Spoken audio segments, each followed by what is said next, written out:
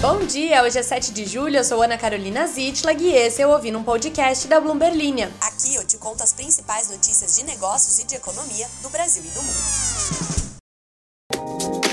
Bom dia, minhas queridas e meus queridos ouvintes, que mesmo quando eu durmo enquanto eu edito um podcast, ainda se mantêm simpáticos e queridos nos comentários. Eu não tenho desculpas o suficiente para dar para vocês. Para quem perdeu ontem, eu deixei passar um trecho não editado do podcast no comecinho dele. Agora eu já arrumei, mas não vai acontecer de novo, tá bom, minha gente? É muito sério, não vai acontecer de novo, isso não pode acontecer. Obrigada pelas piadocas e pelos avisos, vocês são muito gentis. Hoje vamos partir diretamente para as notícias. Porque temos muito o que falar e segundo, porque é sexta-feira. Então, quanto mais rápido você se atualizar, mais tempo você tem para sonhar com o seriado que você vai maratonar no final de semana ou com a festa que você vai frequentar, dependendo aí do tipo de pessoa que você for ou do seu momento de vida. Olha que linda essa minha frase. Bom, a essa altura, talvez você já saiba que a Câmara dos Deputados aprovou o texto base da reforma tributária na primeira votação na noite de quinta-feira. E já que esse vai ser o assunto aí do almoço da sua família, muito provavelmente, vamos olhar para o que é que isso muda na sua vida. Depois a gente vai se debruçar sobre os vários plot twists que o ano de 2023 trouxe para o mundo tech. O mais recente deles agora sendo o ressurgimento da Meta com a sua técnica favorita, copiar conceito dos outros. E por fim, vamos ter uma participação muito especial aqui no podcast, uma ouvinte. Sim, eu entrevistei uma ouvinte que é doutora em ensino de ciências pela Universidade de São Paulo, professora de química e que veio conversar comigo sobre como as corretoras e o mercado financeiro no geral estão olhando com muito interesse para os metais diferentões, digamos assim, porque agora eles se tornaram grandes teses de investimentos do futuro. Eu tô muito animada, foi muito legal conversar com essa ouvinte. Vamos então às notícias. Para o cansaço de vários jornalistas lá em Brasília, que eu só imagino como devam ter passado a noite de quinta para sexta-feira, que foi quando a Câmara dos Deputados resolveu aprovar o texto base da PEC da reforma tributária. A proposta foi aprovada em primeiro turno por 382 deputados, mais do que os 308 votos necessários para aprovar uma alteração constitucional. Foram 118 votos contrários e 3 abstenções. O plenário ainda vai apreciar os destaques, que podem alterar o conteúdo da proposta. Enquanto eu estava gravando esse podcast, o presidente da Câmara, Arthur Lira, do PP de Alagoas, estava me fazendo companhia nos autos da madrugada, colocando em votação o requerimento para retirar o prazo de 5 sessões antes da votação do segundo turno da proposta. Então eu não sei se neste momento que você está escutando esse podcast, eles chegaram a votar ou aprovar os destaques do texto.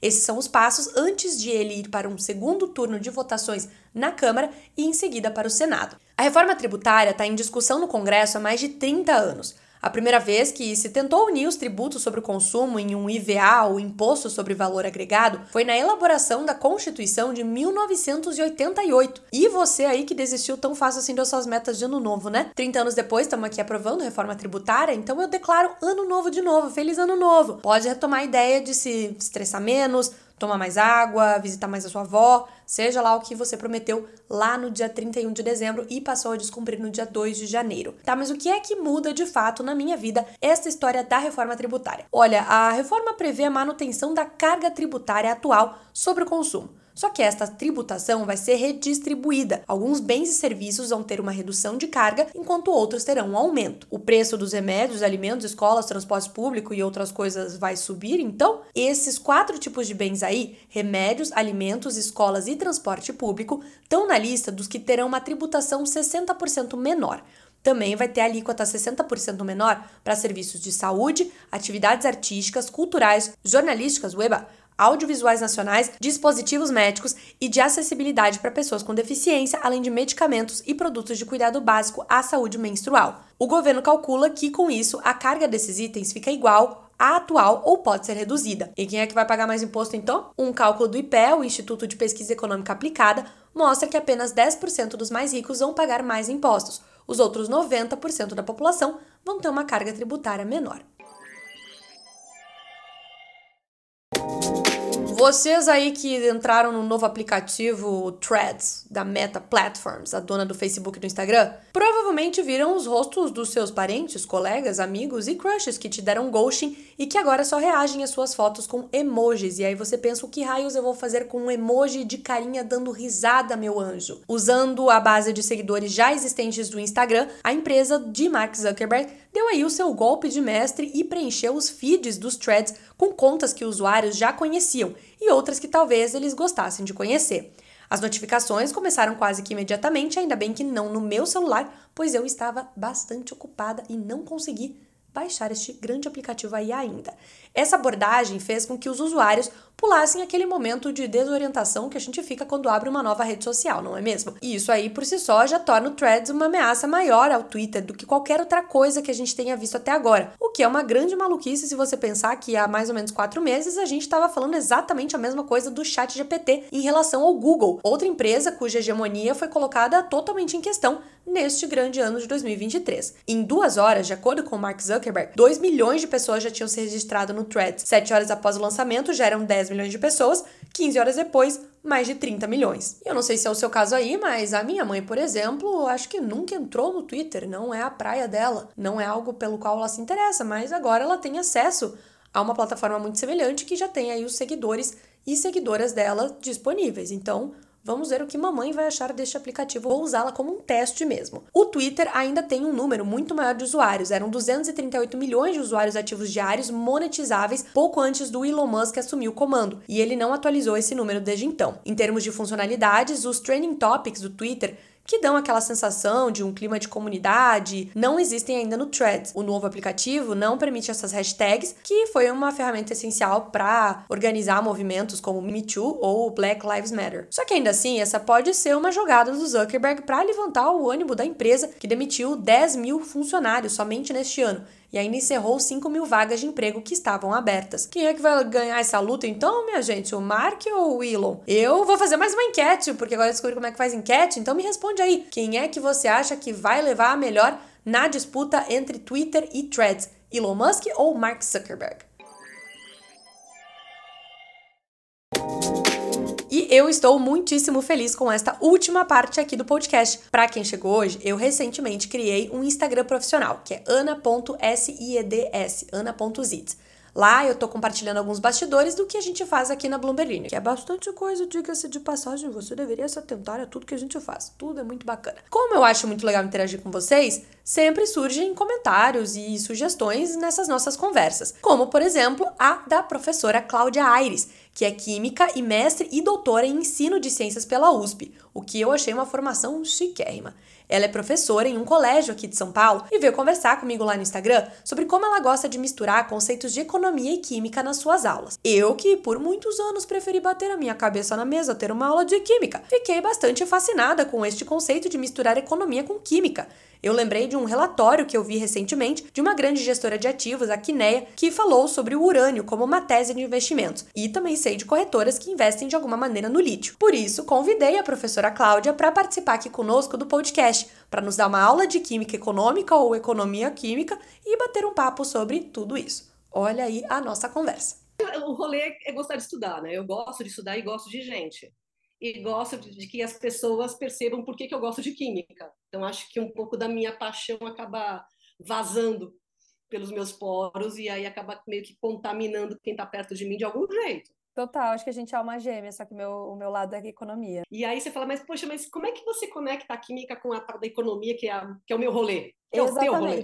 Exatamente, que é o meu rolê e que, né, você veio falar comigo no Instagram e que eu achei interessantíssimo, que você citou que uma das coisas que você conta em sala de aula é sobre o vanádio, é isso? Que confesso que eu não sabia nem o que era este elemento, para ver como eu tenho uma grande afinidade com química, mas como o vanádio está sendo explorado para ser utilizado em baterias de celular. Me conte este rolê, por favor. Então, foi num outro podcast que quem me indicou foi meu filho. Ele sabe que eu sou apaixonada por química, aliás, ele não à toa, né? Meu filho. E aí ele falou assim, mãe, tem um podcast que eu tô ouvindo que eles comentaram sobre um metal que eu acho que vai te interessar. Falei, manda aí para mim, me manda a minutagem que eu vou ouvir. E aí foi muito bacana, porque o que eles estavam trazendo? Que algumas corretoras têm buscado o conhecimento científico, o que está sendo feito na ciência, o que está sendo buscado como pesquisa, como inovação, para entender as consequências na tecnologia e nos impactos sociais, industriais e econômicos, naturalmente. Uhum. E o vanádio vem se mostrando como não a única, mas uma das bolas da vez. Uhum. Para substituir, por exemplo, o lítio, que é um material bastante usado nas baterias, principalmente dos celulares, mas não só. E com algumas vantagens. A questão da durabilidade da bateria, de ser mais leve, aguenta mais recargas. E aí, em cima dessa prospecção, dessa pesquisa que vem sendo feita em alguns centros de tecnologia no mundo, essa corretora começou a indicar para os seus clientes a compra de papéis ou de negócios que envolvessem algo correlativo, né, correlato ao vanádio, Uhum. pensando lá na frente. Que esse Então, pode ser pode ser um outro metal, além do lítio, pode ser um metal do futuro e que vai trazer retornos financeiros para quem já começar a investir em empresas, em fundos, que quer que seja que tenha o vanádio dentro. Mas uma coisa que eu queria entender, assim, a parte química mesmo, lembrando que se na escola eu já era terrível, imagine agora que já faz um bom tempo que eu saí da escola. Como que funciona uma bateria? Tipo, qual que é o processo da bateria do celular e como que o lítio vai ali dentro, como que o vanádio vai ali dentro? bateria, ela é um conjunto. Sabe aquelas pilhas que a gente usa em controle remoto? Sim. Bateria é um conjunto de pilhas ligadas em série. Então, Uhum. são várias pilhas ligadas uma sequência da outra. Então, o que eu tenho ali dentro? Eu tenho um conjunto de metais que essa combinação faz com que eu tenha a gente chama quimicamente de transferência de elétrons. Então, os elétrons saem de um material e vão para outro dentro desse circuito, e esse movimento dos elétrons é que gera a corrente elétrica. E corrente elétrica é elétron em movimento. Uhum. Entendi. E aí, o que rola? Essa reação, ela é espontânea, né? Você não tem que fazer uma oração para a tua pilha funcionar, para a tua bateria funcionar. Diferente de quando a bateria acaba, né? A carga do celular acaba. Você já fica naquele desespero, tá baixando, cadê minha tomada? Uhum. Porque aí você precisa da energia elétrica para fazer com que o processo de recarga da bateria aconteça, que nada mais é que um processo reverso. Você está forçando que a reação química ela volte para que seja possível mais uma vez você usar.